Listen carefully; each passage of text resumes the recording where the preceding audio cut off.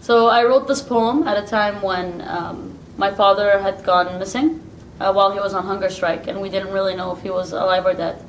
It was also a time when a lot of things were happening in the region, and the UN was talking about sending observers to Syria, and the Formula One race was happening in Bahrain. And I was feeling very frustrated one night, and I decided to write this poem. It's called Live Interview. How does it feel? I'm okay. But he's your father. How does it feel? You look at me, searching for tears. I look you in the eyes, and I respond. I cannot answer your question. Your camera will malfunction. Your mic will lose sound. How does it feel?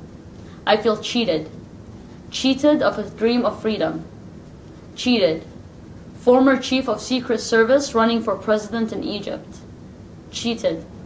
Protesters beaten on the streets after a new government in Tunisia. Cheated. One-man election, former man's government in Yemen. Cheated.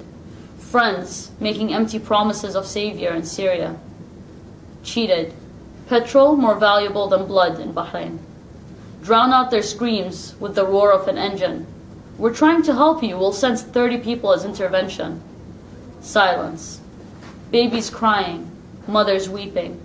Sirens blaring. Wives in mourning. Silence. Was that the sound of pellets entering a Bahraini's heart, or a sniper's bullet aimed at a Syrian's head? Silence. Are those the children of Gaza, looking at the sky, waiting for the bombs? I hear nothing but silence. Alone in a room, thousands of miles away. I missed you by a minute, Dad. I called, but the officer had cut the line. It would have been the first time I talked to you in months. It might have been the last time I hear your voice. You want to know how I feel? I feel angry. Angry at governments that preach freedom and democracy, then support authoritarian regimes to feed their greed. Angry at governments who say they condemn the violations, but refuse to do anything to stop them from happening. And no, you will not see me cry for my father, a man who fears not death, because in death he finds freedom. A man who fears not tyranny, because they can break his body, but not his soul. I cry not for my father, for he puts a smile on my face. The tears you see in my eyes are for you. Sorry, ma'am, we lost the connection.